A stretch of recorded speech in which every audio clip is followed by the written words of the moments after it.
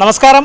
മാതാപിതാക്കളെ മറന്നുപോകുന്ന മലയാളികൾക്ക് മാതൃകയാക്കേണ്ട ഒരു വാർത്തയുമായിട്ടാണ് ഞങ്ങൾ നിങ്ങളുടെ മുന്നിലേക്ക് എത്തുന്നത്.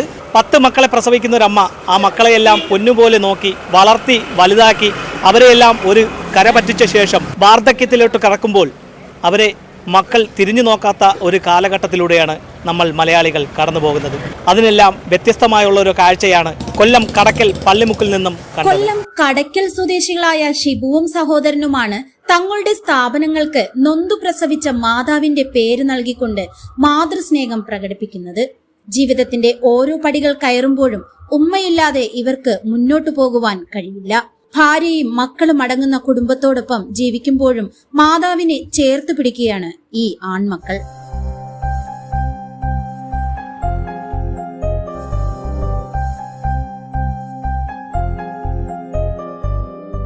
കടക്കൽ പള്ളിമുക്കിൽ പ്രവർത്തിക്കുന്ന നസീമാസ് ഫാമിലി റെസ്റ്റോറൻറ്റിൻ്റെ ഉദ്ഘാടനവുമായി ബന്ധപ്പെട്ടെത്തിയതായിരുന്നു ഞങ്ങൾ.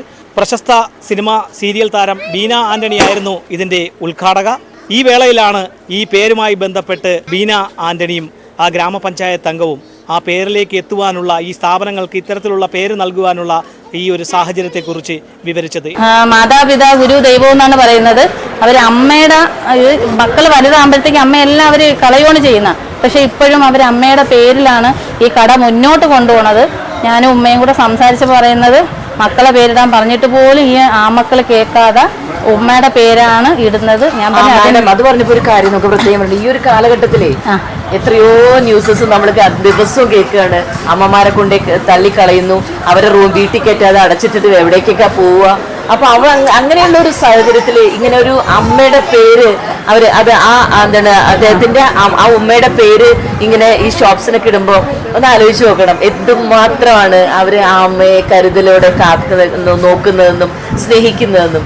അപ്പൊ നമുക്കൊക്കെ എന്താ ശരിക്കും പറഞ്ഞാൽ അതൊരു ശരിക്കും ഒരു എന്താ പറയുക ഒരു പാഠമാണ് അത് ശരിക്കും തരുന്നത്. ആ സ്നേഹത്തിന് ശരിക്കും മുന്നിൽ നമ്മൾ തൊഴുതു പോകുന്നത്. ഇങ്ങനെയായിരിക്കട്ടെ എല്ലാവരും.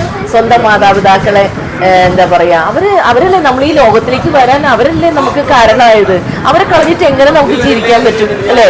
അപ്പോ അവർ തന്നെ ആയിരിക്കട്ടെ ലോകത്തിലെ നമ്മുടെ കാണപ്പെട്ട ദൈവങ്ങള് നമ്മുടെ മാതാപിതാക്കൾ തന്നെ ആവട്ടെ. അതും ഒരു വലിയ സന്തോഷമുള്ള കാര്യം. മക്കൾ പറയുന്ന വെച്ചാൽ ഉമ്മയാണ് അവരുടെ ഐശ്വര്യം. സത്യം. ഉമ്മയുടെ പേരിട്ട് അവർക്ക് ഉയർന്നു പോകുന്നു. ഇപ്പൊ ഉമ്മയുടെ ഐശ്വര്യമാണ് അവര്.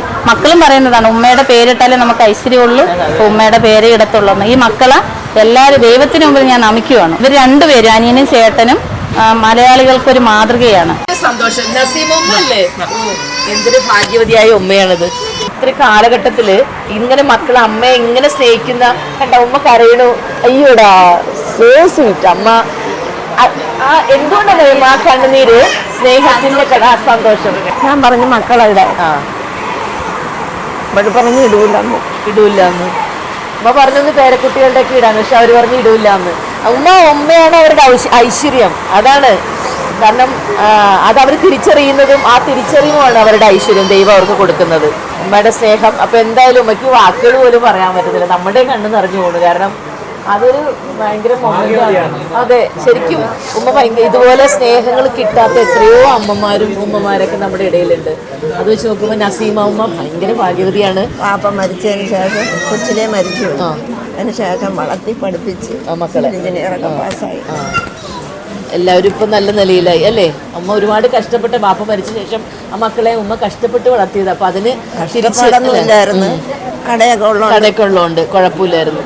പക്ഷെ എങ്കിലും അവർ തിരിച്ച് ഉമ്മയെ ഒരുപാട് സ്നേഹിക്കുന്നില്ലേ? വലിയ കാര്യമല്ലേ? ഒത്തിരി സന്തോഷം. മക്കളുടെ കാര്യം പറയുമ്പോഴും ഈ സ്ഥാപനത്തിന് പേര് നൽകിയ കാര്യം പറയുമ്പോഴും ആ ഉമ്മ നിറകണ്ണുകളോടെയാണ് നമ്മോട് പ്രതികരിച്ചത്. ഞാൻ ഉൾപ്പെടെയുള്ളവർ നമ്മുടെ മാതാപിതാക്കളെ ശ്രദ്ധിക്കുവാനും പരിചരിക്കുവാനുമുള്ള ആ ഒരു തീരുമാനത്തിലേക്ക് മാറി ചിന്തിക്കേണ്ട കാലം അതിക്രമിച്ചിരിക്കുകയാണ്. കൊല്ലം കടക്കലിൽ നിന്നും ക്യാമറമാൻ റജിനൊപ്പം RS Nishad, news diary Keralam.